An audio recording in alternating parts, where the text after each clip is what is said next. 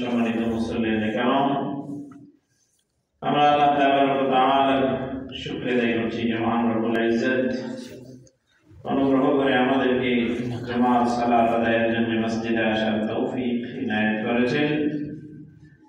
আমরা আমাদের মহান মুনিবের দরবারে লাখো কোটি শুকরিয়া আদায় করছি, আলহামদুলিল্লাহ। লাখো সালাম বর্ষিত হোক সর্বকালের সর্বশ্রেষ্ঠ ব্যক্তি আমাদের প্রিয় নবী বিশ্ব নবী মুহাম্মদুর রাসূলুল্লাহ সাল্লাল্লাহু আলাইহি ওয়াসাল্লামের উপর। সাহাবায়ে কেরামের জান্নাতের সুউচ্চ মর্যাদা, শাহাদাতের শাহাদাতের কবুলিয়ত আল্লাহ তাআলার কাছে কামনা করছি, আল্লাহ যেন কবুল করেন, বলে আমিন। প্রিয় ভাইরা, আমরা দীর্ঘদিন বেশ কয়েকজন আলোচনা করে আমি আপনাদের সামনে পরিষ্কার করতে চেয়েছি পৃথিবীর সব মানুষ মাত্র কয়েকটি ভাগে বিভক্ত। যার একটা হচ্ছে কাফের মুশরিক, মূলত মুশরিক যারা ওই কাফের কাফের মুশরিকের ভিতরে খুব বেশি ব্যবধান নাই। আমরা সামনে ইনশাআল্লাহ এই বিষয়টি নিয়ে পরিষ্কার করে একদিন আলোচনা করব। আরেকটা হচ্ছে মুলহিদ। মুলহিদ হচ্ছে যারা আল্লাহকে অস্বীকার করে। আমরা মনে করি অনেক সময় যে কাফের মানে সে আল্লাহকে অস্বীকার করে না, আল্লাহকে স্বীকার করে, পাশাপাশি আরো সত্তাকে স্বীকার করে। এমন যারা, তাদেরকে কোরআনের পরিভাষায় কাফের বলা হয়েছে। যেমন রাসূল সাল্লাল্লাহু আলাইহি ওয়াসাল্লামের যুগে যারা রাসূলের প্রতি ঈমান আনেনি, তাদেরকে এক কথায় আমরা কি বলি? কাফের। খুব চমৎকার। রাসূলের যুগে যারা রাসূলের প্রতি ঈমান আনেনি, যারা ইসলাম গ্রহণ করেনি, তারা সবাই কাফের। কোরআন কারীমে আল্লাহ রাব্বুল আলামিন বলেন, ওয়া ইন সাআলতাহুম মান খালাকাস সামাওয়াতি ওয়াল আরদা লা ইয়াকুলুন্নাল্লাহ। মক্কার কাফেররা আল্লাহকে স্বীকার করত, আল্লাহকে বিশ্বাস করত, তবে তাদের ধারণা ছিল আল্লাহকে ডাইরেক্ট পাওয়া সম্ভব নয়। আল্লাহর সান্নিধ্য যদি পেতে হয়, আল্লাহর কাছে যদি যেতে হয়, তার সন্তুষ্টি যদি অর্জন করতে হয়, তাহলে এই দেব দেবীর পূজা করা লাগবে। মক্কার ওই কাফেরদের লক্ষ্য করে আল্লাহ তার রাসূলকে কোরআনের আয়াত নাযিল করে বললেন, ওয়া ইন সাআলতাহুম মান খালাকাস সামাওয়াতি ওয়াল আরদ। হে রাসূল, আপনি যদি মক্কার কাফেরদের এই প্রশ্ন করেন, কে আকাশ এবং জমিন সৃষ্টি করেছেন, আল্লাহ তাআলা বলছেন লা ইয়াকুলুন্নাল্লাহ। আরবিতে তাকিদ বোঝানোর জন্য দুই ধরনের শব্দ ব্যবহার হয়, একটা হচ্ছে লামে তাকিদ আর একটা হলো নুনে তাকিদ। কোন কোন শব্দের মধ্যে লাম তাকিদ আছে, আবার কোন কোন শব্দে আছে নুনে তাকিদ, কিন্তু এই শব্দে আল্লাহ দুটাই ব্যবহার করেছেন। আল্লাহ বলছেন লা ইয়াকুলুন্নাল্লাহ, নিশ্চয়ই এই মানুষগুলো বলবে আকাশ এবং জমিন সৃষ্টি করেছেন আল্লাহ। আল্লাহ রাব্বুল আলামিন এবার রাসূলকে বলছেন, ওয়া ইন সাআলতাহুম, তাদেরকে যদি আপনি প্রশ্ন করেন, মান নাযালা মিনাস সামা, কে আকাশ থেকে পানি অবতরণ করেন, লা ইয়াকুলুন্নাল্লাহ, মক্কার কাফেররা বলবে যে আল্লাহই আকাশ থেকে পানি অবতরণ করে। তাহলে আল্লাহ নিজে বলছেন, কোরআন কারীম সাক্ষী। কোরআন কারীমে আল্লাহ তাআলা বলছেন যে মক্কার কাফেররা আল্লাহকে বিশ্বাস কথা বলেন করতে কি করতে না করতো, এটা কোরআন সাক্ষী, কোরআন তার প্রমাণ। তারা আল্লাহকে অস্বীকার করতো না। আমি আগেই বলেছি, আল্লাহকে যারা অস্বীকার করে, সে কোনো স্রষ্টা নাই, তার নাম হচ্ছে কি? মুলহিদ। কাফের না, তার নাম মুলহিদ। হাদিসের পরিভাষায়, কোরআনের পরিভাষায় এটা হচ্ছে মুলহিদ। অস্বীকারী মানে ওইটা হলো একবারে অস্তিত্বই স্বীকার করে না। আর কাফের হলো যে অস্তিত্ব স্বীকার করে, বরং একত্ববাদকে অস্বীকার করে, বহু স্রষ্টায় বিশ্বাসী। এটাকে বলা হচ্ছে কোরআনের পরিভাষায় কাফের। যেমন আমরা জানি রাসূলের যুগে যারা ইসলাম গ্রহণ করেনি, ওদেরকে কাফের, কিন্তু কাফেররাও আল্লাহকে স্বীকার করত। আল্লাহ যে আছেন, তিনি যে স্রষ্টা, তিনি আকাশ জমিন সৃষ্টি করেছেন, আকাশ থেকে পানি তিনি নাযিল করেন, বৃষ্টি তিনি বর্ষণ করেন, এটা মক্কার কাফেররা বিশ্বাস করত। এই কথা আল্লাহ কোরআনের ভিতরে বলছেন। আমি আপনাদের সামনে আরেকদিন বলছিলাম একজন কবি তিনি কবির পাশাপাশি আপনার উট চড়াইতেন, চারণভূমিতে উট নিয়ে যেতেন। তো একদিন চার রাস্তার মোড়ে বিশাল এক মূর্তি, আরবদের তো এটা একটা বৈশিষ্ট্য ছিল যে তারা মূর্তি পূজা করত, রাস্তার মোড়ে বিশাল এক মূর্তি রাখছে। তো উনি যখন উট নিয়ে যায় তখন উট ওই মূর্তি দেখে, মূর্তির বেদ্রুপ মানে অবস্থা দেখে উট ছুটাছুটি করছে, তার হাতের থেকে উট ছুটে চলে গেছে। ওই কবি ওইখানে দাঁড়ায় থেকে কবিতা আবৃত্তি করছে। তার কবিতার মূল বক্তব্য যে এই মূর্তির সামনে দাঁড়ায় বলছে যে বেয়াদব, তোর কারণে আমার উটগুলো আমার হাতের থেকে ছুটে চলে গেছে, এখন এটিকে গুছায় একসাথ করা ধরে আনা এটা আমার জন্য কঠিন, অনেক পরিশ্রমের ব্যাপার। তো তোকে দেখে যে চলে গেল, এই জন্য আমি আল্লাহর কাছে হাসরের দিন আমি বিচার দিব যে তোর কারণে আমার হাতের থেকে উটগুলো ছুটে চলে গেছে। রাসূলকে স্বীকার করেনি, মুহাম্মদ সাল্লাল্লাহু আলাইহি ওয়াসাল্লামের প্রতি ঈমান আনেনি এমন একজন কবি, তিনি তার কবিতায়ও স্বীকার করেছেন, বলেছেন যে স্রষ্টা যে একজন আছে তার কাছে সে বিচার দেবে হাসরের দিন আল্লাহর কাছে, ধরে দেখে আমার হাতে আমার উটগুলো ছুটে চলে গেছে। তাহলে বোঝা গেল তার আল্লাহর উপরে বিশ্বাস আছে না নাই? সে আল্লাহকে স্বীকার করতো, মানে আল্লাহকে সে স্বীকার করতো, স্রষ্টায় বিশ্বাসী। কিন্তু আমরা যারা এক স্রষ্টায় বিশ্বাসী তারা হচ্ছে তাওহীদবাদী, একত্ববাদে বিশ্বাসী, আর ওরা ছিল বহু স্রষ্টায় বিশ্বাসী। তাহলে বহু স্রষ্টায় বিশ্বাসী যারা, তারা কাফের। আরেকটা গ্রুপ হচ্ছে মুলহিদ, যারা কোন স্রষ্টায় বিশ্বাস করে না, যারা একেবারে নাস্তিক যাদেরকে বলা হয়। পাশাপাশি আমরা বলেছি আরো যে কয়টি ভাগে বিভক্ত, মুনাফিক, এরপরে মুসলিম বা মুমিন, এই কয়টি ভাগে পৃথিবীর সব মানুষ বিভক্ত। আমি আপনাদেরকে এটা বোঝানোর চেষ্টা করেছি, দুনিয়াতে সে যাই করুক, ঈমান নিয়ে যদি কবরে যেতে পারে, হাসরের দিন জান্নাত পাওয়ার সম্ভাবনা। মৃত্যুর সময় যদি তার ঈমান না থাকে, তাহলে কিয়ামতের দিন হিসাব নিকাশের পর অথবা মৃত্যুর পরে তার জান্নাত পাওয়ার কোনো সম্ভাবনা নাই, একেবারেই নেই। কোরআন কারিমে আল্লাহ রাব্বুল আলামিন সূরা বাইয়িনার ভিতরে বলছেন, ইন্নাল্লাযীনা কাফারু মিন আহলিল কিতাবি ওয়াল মুশরিকিনা ফী নারি জাহান্নাম খালিদিনা ফিহা। এই কাফের আর মুশরিক যারা, এই মানুষগুলো কিয়ামতের দিন জাহান্নামে যাবে, খালিদিনা ফিহা, জাহান্নামে এক দুই দিনের জন্য নয়, চিরকালের জন্য জাহান্নামে যাবে। জাহান্নামে যে ওই জায়গায় চিরকাল অবস্থান করবে, বলেন নাউযু বিল্লাহ। কাফের আর মুশরিকরা চিরকালের জন্য জাহান্নামে যাবে।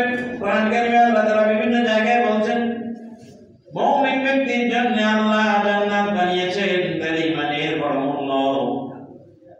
ব্যক্তি যেই হোক, যে ব্যক্তি হোক, নাম তার যাই থাকুক, যে বংশেরই হোক, দুনিয়াতে তার মান সম্মান, প্রভাব প্রতিপত্তি, আধিপত্য যতটুকুই থাকুক, ঈমান নিয়ে যদি কবরে যেতে পারে, কিয়ামতে মুক্তি মিলবে। ঈমান নিয়ে যদি যাইতে না পারে, কিয়ামতের দিন নাজাতের মুক্তির কোনো সম্ভাবনা নাই, একেবারেই নাই। প্রিয় ভাইরা, এজন্য ঈমান নিয়ে দুনিয়া থেকে যাওয়াটা বড় জরুরি, বড় প্রয়োজনীয়।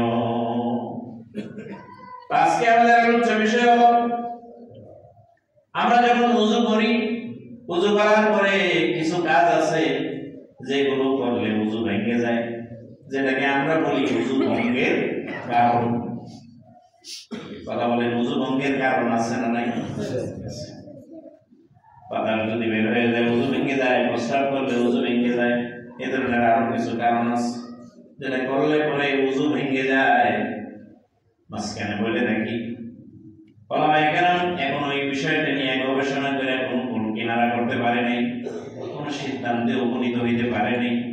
সহিহ হাদিস আল্লাহর নবী বিশ্বনবী মুহাম্মদ রাসূলুল্লাহ সাল্লাল্লাহু আলাইহি ওয়াসাল্লামের সামনে রাসূল একজন সাহাবীকে দেখলেন, তিনি নামাজে দাঁড়িয়েছেন। নামাজে দাঁড়ানো অবস্থায় তার পরনের যে জামা, যেটা নিচে পরে যে জামা, ওইটা টাকনুর নিচে চলে গেছে। রাসূলুল্লাহ সাল্লাল্লাহু আলাইহি ওয়াসাল্লাম তাকে বললেন, যে ওযু করে আসো, এরপরে নামাজ আদায় করো।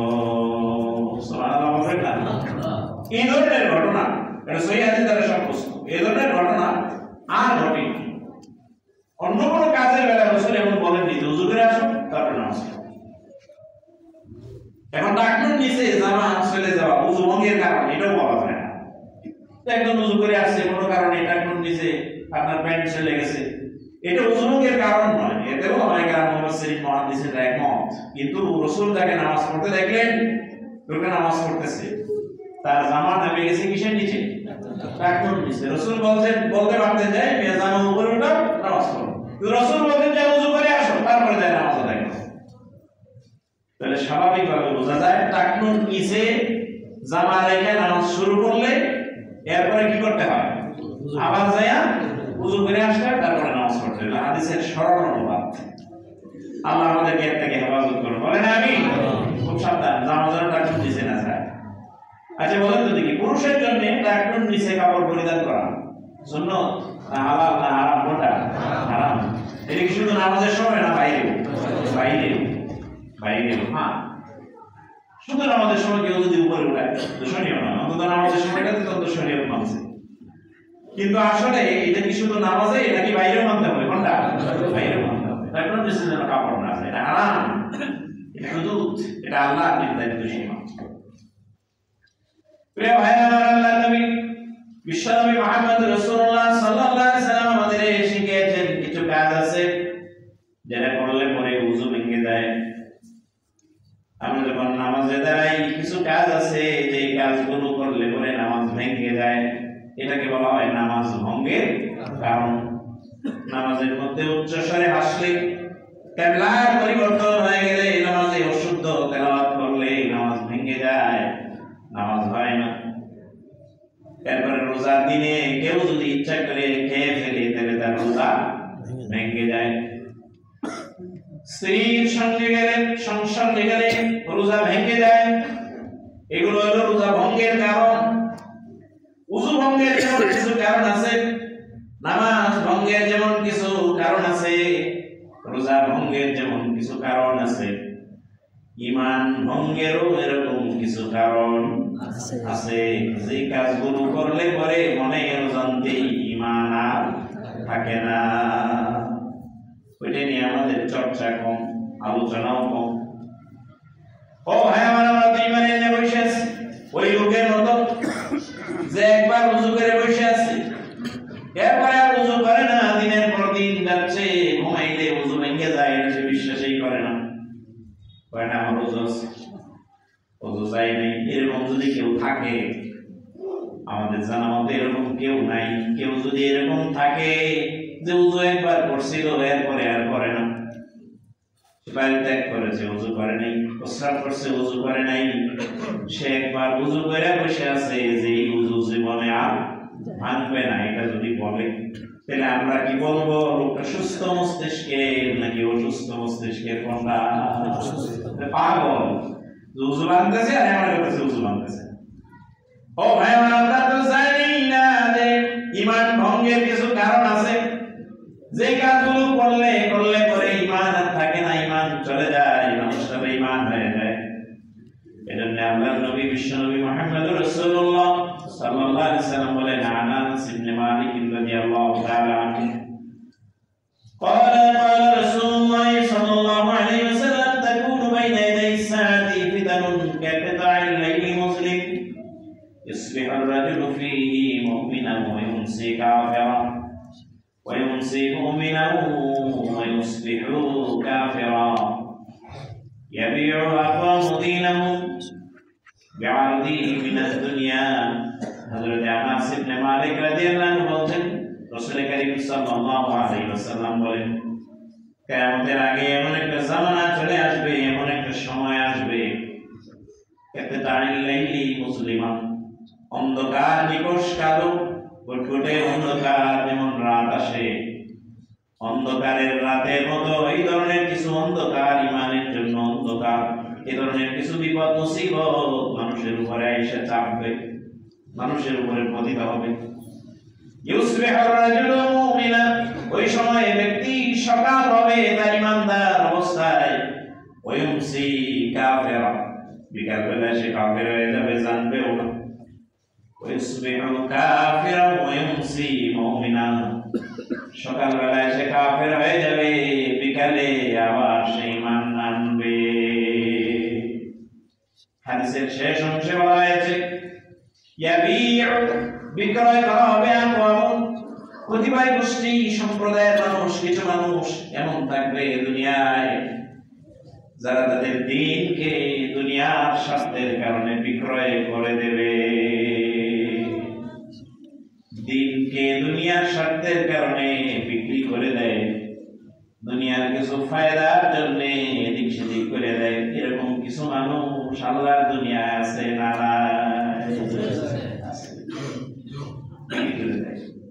দ্বীন বেঁচে আছে দুনিয়ার কাছে। হযরত আনাস ইবনে মালিক বলছেন, সকালে কাফের, বিকেলে ঈমান আনে। আবার এমন হয় সকালবেলায় সে মুমিন থাকে, বিকেলে মানে অজান্তেই কাফের হয়ে যাবে। রাসূলুল্লাহ বলছেন কাতাআল লাইলি মুসলিমা, রাতের অন্ধকারে কিছু বিপদ আপদ, কিছু বিষয় মানুষের উপরে এমন পতিত হবে। হযরত আনাস রাদিয়াল্লাহু আনহু থেকে বর্ণিত আরেকটি হাদিস, قال النبي صلى الله عليه وسلم يأتي على الناس زمان الصابر منهم على دينه كالقابض على الجمر, জ্বলন্ত একটা আঙ্গার হাতের উপরে রাখলে যেমন কষ্ট হবে, ঠিক ধৈর্য ধারণকারীরা দ্বীনের উপরে যারা অটল এবং অবিচল থাকতে চায়, ওই জামানায় চলাফেরা করা, ওই জামানায় জীবন ধারণ করা তাদের জন্য তেমনটাই কষ্ট হয়ে যাবে। তিরমিজি বর্ণনা, হযরত আনাস রাদিয়াল্লাহু আনহু বলেন, শেষ জামানায় হাতের মধ্যে জ্বলন্ত আঙ্গার, আপনি কাপড়ের দোকানে যারা গেছেন আপনি দেখছেন, অথবা ইটের খাওয়ায় কয়লাটা দিলে কিছুক্ষণ পরে একেবারে মনে হয় যে ওইটাই একটা আগুন, আঙ্গার, ওইটা হাতের উপরে রাখা যেমন কঠিন, ঠিক শেষ জামানায় মানুষের ঈমানটা রক্ষা করা ততটাই কঠিন হয়ে পড়বে, বাতাসে কঠিন। প্রিয় ভাই আমার, বলছিলাম কথাগুলো এই জন্য, আমরা উপরে ঈমানদার, ঈমানের দাবিদার, মৃত্যুর সময় সত্যিকার অর্থে যদি ঈমান নিয়ে দুনিয়া থেকে যেতে না পারি, বড় বেকায়দা হবে। কথাগুলো বোঝা দরকার। এই জন্য আমি যদি মারা যাই, আমার কবরে আমাকেই দিবে, আপনাদের কাউকেই দিবে না। আমার কবরের যাও আমাকেই দেয়া লাগবে, আমার পরকাল আমাকেই ফেস করা লাগবে, আপনাকে নয়। আবার আপনার কবরে আপনি শুধু, আমি নই, ঠিক না বেটি? কার কবরের ব্যাপারে কারো না গলানো, এখানে যায় সুবিধা দেওয়ার, ফায়দা দেওয়ার কোনো সুযোগ আছে না, একেবারে সির্ফ আপনার দুনিয়ার জীবনটা কয়দিনে, পরকাল যদি আপনার জন্য অন্ধকার হয়ে যায় বড় কঠিন হবে। এই জন্যই তো জেনে শুনে আমরা ঈমান এনেছি। দুনিয়ায় কঠিন হইলেও আমরা ঈমানটা রক্ষা করে চলতে চাই, যাতে পরকালে যে আমরা আল্লাহর কাছ থেকে পুরস্কার পাই, ঠিক না বেটি? দুনিয়ায় যা খুশি তা চলে না, দুনিয়ার সুখ সমৃদ্ধির চিন্তাই যদি আমাদের প্রাধান্য থাকতো, তাহলে তো ঈমান ছেড়ে দিলে আরো বেশি সুবিধা পাওয়া যেত। অবশ্য কেউ কেউ এই সিদ্ধান্ত নিয়েছে, উপরে ঈমানদার, কিন্তু আসলে সত্যিকার অর্থে ঈমানের পথের উপরে নাই। তিনি জানেন যে এই কাজ ঈমানদারের না, এরপরও তিনি এটা করেন। ও ভাই আমার, আমরা সংক্ষেপে বলবো কোন কাজ করলে পরে ঈমান চলে যায়, একজন ব্যক্তি ঈমান আর থাকে না, ওইটা জানা আমাদের জন্য জরুরি, ওইটা জানা আমাদের জন্য দরকার আছে না? আপনি কি মনে করেন এটা জানা কম দরকার নাকি বেশি দরকার? মনে অজান্তেই যেন ঈমান চলে না যায়, এজন্য আমরা সাবধান হব। যেহেতু এখনো জীবিত আছি, হায়াত যেহেতু আমাদের আছে, জীবনের শেষ মুহূর্ত পর্যন্ত ঈমানের উপরে অটল এবং অবিচল যেন থাকতে পারি। আল্লাহ তাআলা আমাদের সবাইকে সেজন্য কবুল করুন, বলেন আমিন। ঈমান চলে যাওয়ার প্রথম তিনটে কারণ, এক নম্বর হচ্ছে কুফরি, দুই নম্বর হচ্ছে শিরক, তিন হচ্ছে নিফাক। একটা হচ্ছে কুফরি আর একটা হচ্ছে কি শিরক। যদিও দুইটার সাথে ব্যাপক মিল, মুশরিকরাই কাফের, কাফেররাই মুশরিক। আমরা ইনশাআল্লাহ সামনের দিনে এটা আলোচনা করব। আর তিন নম্বর হচ্ছে কি নিফাক বা মুনাফিকি। এই তিনটা প্রাথমিক কারণ, এটাতে ঈমান চলে যায়। মুফাসসিরিন মুহাদ্দিসিন যারা মশহুর, যারা পৃথিবীর সব মুফাসসিরিন মুহাদ্দিসিনদের মধ্যে 10টি কারণে ঈমান ভেঙে যায়। কয়টা কারণ? 10টা। তাহলে আগে বললাম কয়টা? 3টা। তাহলে এর বাইরে আরো কয়টা আছে? 7টা। আমরা এই 7টাকে খুব সংক্ষেপে বর্ণনা করব। 1, আল্লাহ ও তার বান্দার মাঝখানে কাউকে মাধ্যম সাব্যস্ত করবে। আল্লাহ ও বান্দার মাঝখানে কাউকে মাধ্যম সাব্যস্ত করবে। মাধ্যম, যেমন আমাদের দেশের মাননীয় প্রধানমন্ত্রী, যিনি আপনি চাইলেও ডাইরেক্ট তার সাথে আপনি সাক্ষাৎ করতে পারবেন না। মাঝখানে কি লাগবে? সেক্রেটারি লাগবে, আরেকজনের সুপারিশ লাগবে, আপনি চাইলেও পারবেন না। এটা একটা স্বাভাবিক উদাহরণ, কিন্তু আল্লাহর উদাহরণটা এসে আরো স্বাভাবিক। আমাদেরকে সৃষ্টি করেছেন কে? আল্লাহ। আল্লাহ আর মানুষ, আমরা যারা ঈমান এনেছি, এর মাঝখানে আর কারো কোনো অবস্থান নেই। সরাসরি ডাইরেক্ট আপনি আল্লাহর সাথে কথা বলতে পারবেন, এই সুযোগ আছে। সরাসরি আপনি আল্লাহর ইবাদত করবেন, আপনার কাজে ডাইরেক্ট আল্লাহ সন্তুষ্ট হবেন। আল্লাহ সেই ব্যবস্থা করে দিয়েছেন। এখন কেউ যদি বলে যে না মাঝখান লাগবে, বিশেষ করে আমাদের দেশের পীর সাহেবের মুরিদ, আমি সব পীরের কথা বলি না, কিছু পীর মানে অধিকাংশ পীরেরাই এটা বলে থাকেন যে আপনি আল্লাহ ডাইরেক্ট পাবেন না, পাইলেন আমাদের পীর সাহেবের ধরেন, উনি লাইনটা ধরাই দিবেন, দেখে আপনি কি করতে হয়। আমার কথা কি বুঝতে পারতেছেন? তাহলে যারা এই কথা বলেন যে পীর সাহেবের কাছে মুরিদ হইলে আপনি আল্লাহকে পাবেন, আর না হয় ডাইরেক্ট আল্লাহকে পাওয়া সম্ভব নয়, ঠিক মক্কার মুশরিক আর ওই ব্যক্তির মাঝখানে আসলে কোনো ব্যবধান নাই। মক্কার মুশরিকরা আল্লাহকে স্বীকার করতো, উনি আল্লাহকে স্বীকার করেন। মক্কার মুশরিকরা মনে করতো যে এই দেবদেবীদের পূজা না করলে আল্লাহ সন্তুষ্টি অর্জন করা যাবে না, আল্লাহকে ডাইরেক্ট পাওয়া যাবে না। সেম ওই ব্যক্তি মনে করছেন যে আল্লাহর কাছে ডাইরেক্ট যাওয়া যাবে না, আল্লাহর সান্নিধ্য ডাইরেক্ট পাওয়া যাবে না। তো কি করা লাগবে? আমাদের পীর সাহেবের মুরিদ হইতে হবে। তাহলে মক্কার ওই মুশরিক আর এই দুনিয়ার ইমানদার এই পীর সাহেবের মুরিদ অথবা খলিফা, দুইজনের ভিতরে আসলে সত্যিকার অর্থে কোনো ব্যবধান নাই। ঈমান ভঙ্গের মৌলিক একটি কারণ হচ্ছে আল্লাহ আর বান্দা এর মাঝখানে কাউকে মাধ্যম সাব্যস্ত করা। কানেকশন হচ্ছে সরাসরি। আল্লাহ নিজেই দুনিয়ার আকাশে এসে ডাকেন, কে আমার কাছে ক্ষমা চাইবে, চাও আমি তোমার সব গুনাহ ক্ষমা করে দেব। সুবহানাল্লাহ। আল মুস্তাগফিরিন তাগফির লাহু, বুখারীর বর্ণনা। কে আছে আমার কাছে রিজিক চাইবে, আমি তোমাকে রিজিক দেব। তার মানে এই না রিজিক বৃদ্ধির জন্য পীর সাহেবের কাছে, হুজুরের কাছে হাদিয়া নিয়ে যাবেন, হ্যাঁ দোয়া করবে, হ্যাঁ করে এটা কবুল হইবে, তারপরে আপনি রিজিক পাইবেন। বিষয়টা আসলে এরকম। হ্যাঁ, কিছু নেক আমল আছে যেগুলো করলে রিজিক বৃদ্ধি পায়।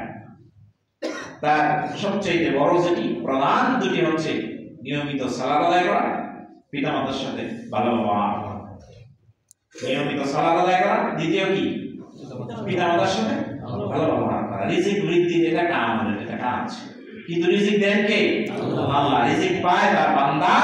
আল্লাহ আর বান্দা মাঝখানে আর কোনো স্থান নাই, মাঝখানে কোনো জায়গা নেই। ঈমান ভঙ্গের একটা কারণ, কেউ যদি মনে করে যে আমি যা করছি এটা তো আল্লাহ সরাসরি পাবেন না বা যাওয়া সম্ভব না, এই দোয়া যাবে কেন? এই জন্য অনেকেই নিজে নিজে দোয়া করতে ভয় পায়, দোয়া কমাই দিচ্ছেন মনে হয় কেউ কেউ।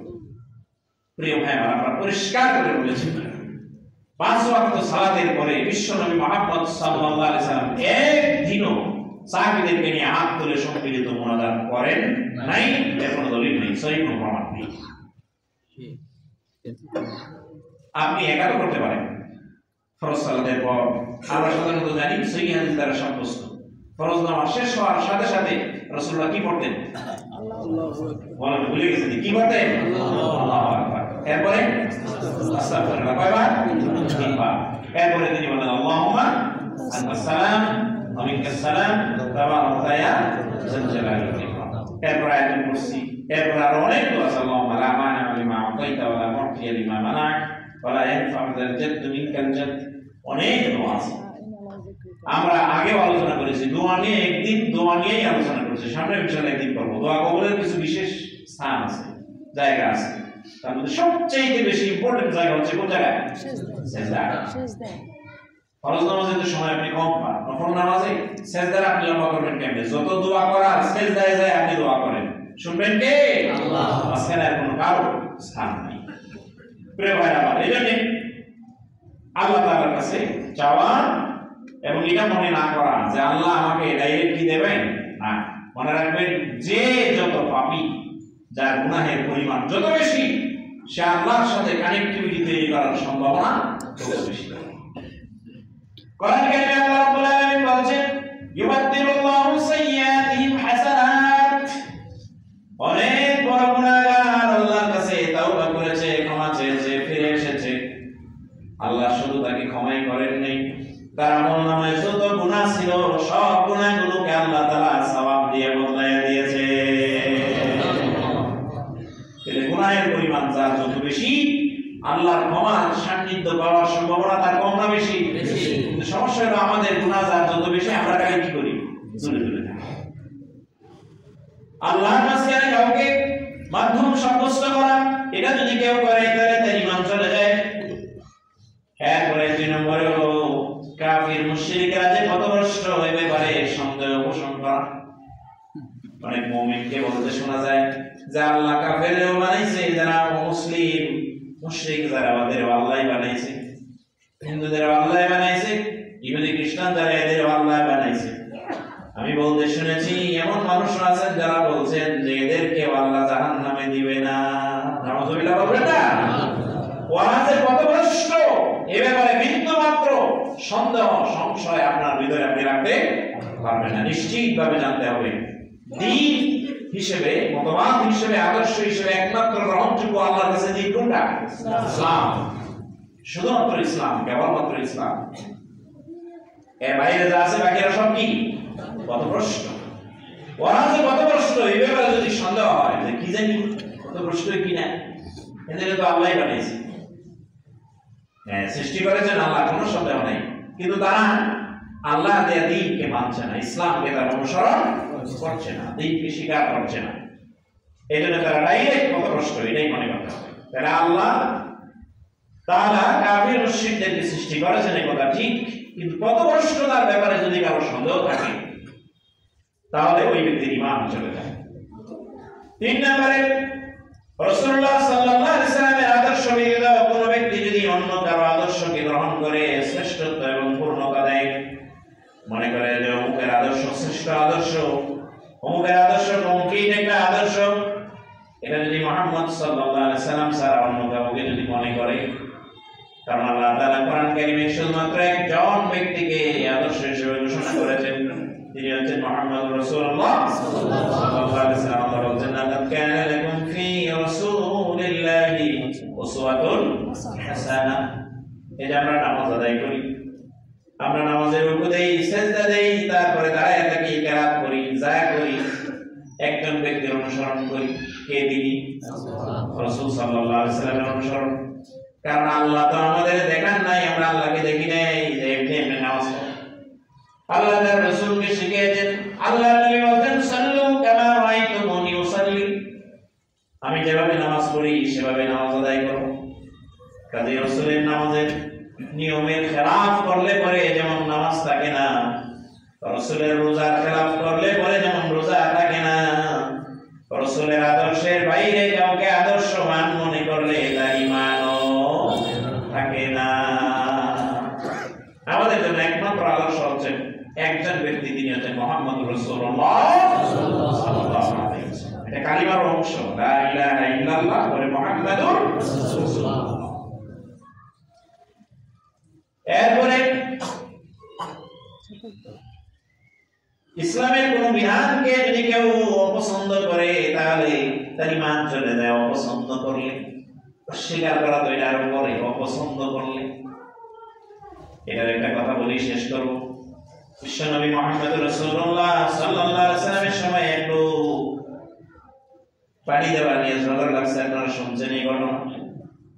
একজন মুমিন মুসলিম ব্যক্তি আর একজন কাফের মুসলমান যে পানি আটকে দিয়েছে, পানি দেয় না, কাফেরের কাছে পানি দেয় না। কিন্তু দুনিয়াতে পানি আল্লাহ তাআলা শুধু মুসলমানের জন্য দিয়েছেন না সব মানুষের জন্য? সব সৃষ্টির জন্য। এজন্য মুসলিম ব্যক্তি পানি দেয় না, কাফের সে পানি পাচ্ছে না। কাফের ব্যক্তি বলছে, তুমি যদি দিতে না চাও তাহলে চলো রাসূলুল্লাহর কাছে, ওইখানে যায় বিচার দিই। সুবহানাল্লাহ বলবেন না? কাফের বিচার নিয়ে রাসূলের কাছে যাইতেছে। ঈমানদার একটু বর্ণনা করে, কারণ ইমানদার লোক জানে যে আমি যা করছি এটা অন্যায়, রাসূলের কাছে গেলে সে রায় পাওয়া যাওয়ার সম্ভাবনা যাইতে চায় না। বুঝলেন ভালো করে? তাহলে মুমিন ব্যক্তি বিচারের জন্য রাসূলুল্লাহর কাছে যেতে চায় না, কিন্তু কাফের সে জানে যে আল্লাহ রাসূলের কাছে গেলে আমি সুবিচার পাবো, সে যাইতে চায়। বাধ্য হয়ে শেষ পর্যন্ত গেল, না যায় উপায় কি? রাসূল ছাড়া কে বিচার করবে? আল্লাহর নবীর কাছে বিচার নিয়ে গেল। দুইজনের বর্ণনা শুনে মুসলিম ব্যক্তিকে আল্লাহর নবী বলে দিলেন যে পানি ছেড়ে দাও, তার খেতে পানি যায়। কারণ আল্লাহর বান্দা হিসেবে, আল্লাহ সৃষ্টি হিসেবে এই পানি পাওয়ার অধিকার তারও ছেড়ে দিতেন। ওই ব্যক্তির রায়টা পছন্দ হয় নাই। চিন্তা করেন, রাসূল একটা রায় দিচ্ছেন, সিদ্ধান্ত দিচ্ছেন, এটা তার কি হয় নাই? পছন্দ হয় নাই। খুব ভালোভাবে বিষয়টা বুঝছেন। আচ্ছা বলেন তো দেখি, রাসূল একটা সিদ্ধান্ত দিচ্ছেন, এটা তার পছন্দ হয় নাই, এখন আপিল করার মতো আপনার জায়গা আছে? নাই। ওই লোক ভাবলো যে ওমর রাদিয়াল্লাহু আনহু চরিত্রটা একটু গরম, কাফেরদের ব্যাপারে তিনি একটু কঠিন। কোন বর্ণনায় পাওয়া যায় আবু বকরের কাছে গেছিল। আবু বকর রাদিয়াল্লাহু আনহু বলেন, আল্লাহ রাসূল যে ব্যাপারে রায় দিয়েছেন এই ব্যাপারে আমি আর কোনো কথাই বলতে রাজি না, আমি ছেড়ে দাও। কারণ উচ্চ আদালতের রায় নিম্ন আদালতে ওটা তো শোনারই দরকার নেই। ওটা রায় দিয়েছে এখানে, শেষ, সুপ্রিম কোর্টের রায় হয়ে গেছে। ওই ব্যক্তি গেল ওমরের কাছে, ওমর রাদিয়াল্লাহু আনহু ঘটনা খুলে বলল, সাথে আবার এটা বলছে রাসূলুল্লাহর কাছে গেছিলাম, রাসূল এরকম রায় দিয়েছেন, রায়টা মনোভূত হয় নাই। হযরত ওমর রাদিয়াল্লাহু আনহু শেষের শব্দটা শুনে বললেন, কি রাসূলের রায় তোমার মনোভূত হয় নাই? বলছে যে না। হযরত ওমর বললেন, তাহলে এটা হযরত ওমর রাদিয়াল্লাহু আনহু ঘরে গেলেন, ঘরের থেকে তরবারি এনে ওই মুসলমানের গায়ে লাগায় দিলেন, দেহ থেকে মাথা বিচ্ছিন্ন করে দিলেন। হযরত ওমরের ব্যাপারে অভিযোগ আসলো, তিনি একজন মুমিনকে হত্যা করেছেন। অথচ কোরআনের আয়াত, মান কাতালা মুমিনান মুতাআম্মিদান ফাজাযাউহু জাহান্নাম। কোন মুমিন যদি অন্য কোন মুমিনকে স্বেচ্ছায় বিনা কারণে যদি হত্যা করে, ফাজাযাউহু জাহান্নাম, তাহলে তার ঠিকানা হলো কোন জায়গায়? জাহান্নাম। ওমরের ব্যাপারে অভিযোগ হলো, তিনি একজন মুমিনকে, মুসলিমকে হত্যা করেছেন। আল্লাহর নবীর কান পর্যন্ত গেল, রাসূলুল্লাহ টেনশন করলেন।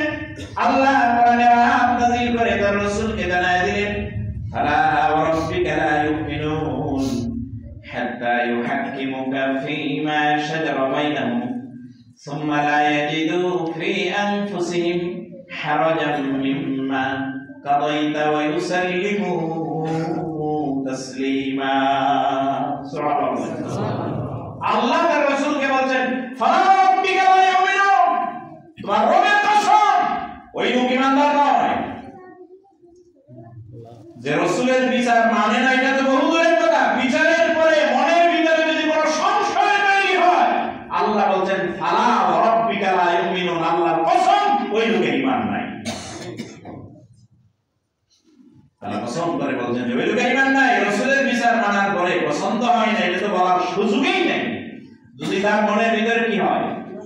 সংশয় হয়, সন্দেহ হয় যে বিচারটা যে করবো ঠিক করবো নাকি পরেরটা যদি নাও বলে, এটা কি উচিত হইলো নাকি কি হইলো আল্লাহই জানে। সংশয় যদি হয়, সন্দেহ যদি হয়, ফালা রাব্বিকা লা ইউমিনুন, ওই ব্যক্তির ঈমান নাই, ঈমান থাকে না।